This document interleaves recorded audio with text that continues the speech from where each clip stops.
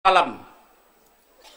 Alhamdulillah wassalatu wassalamu ala Rasulillah wa ala alihi wa ashabihi wa mawalah. Dengan bersarah diri kepada Allah Subhanahu wa taala, kami dari unsur alim ulama, pemangku adat, jadi pandai saratojo bundo kanduang, nan mewakili masyarakat Minangkabau bersumpah.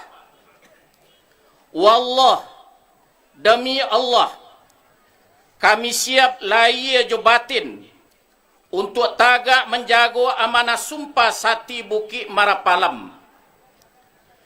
Tagak kami indak kabakisah, duduk kami indak kabaralih, ko idui kadipakai, mati kaditumpang. Kami paci arek ganggam taguah, nan babuah takabe arek dalam pituah, adai basadi syarak bersandi kitabullah, adai bapane syarak balinduang, syarak mengato, adai memakai.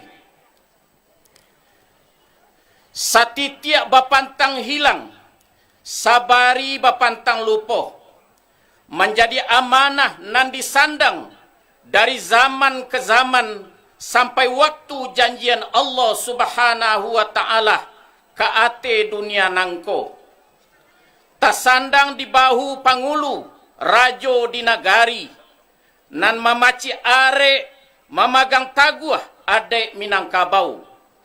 Dalam timbangan cadiak pandai, di lingkungan restu bondo jo kanduang, di bawah bimbingan alim ulama, nan bapagang taguah kepada ajaran ahlus sunnah wal jamaah, warisan Rasulullah sallallahu alaihi wasallam. Bukit Marapalam, tanah datar, 8 Rabiul Akhir 1440 Hijriah, Sabtu 15 Desember 2018. Assalamualaikum warahmatullahi wabarakatuh. Allahu Akbar.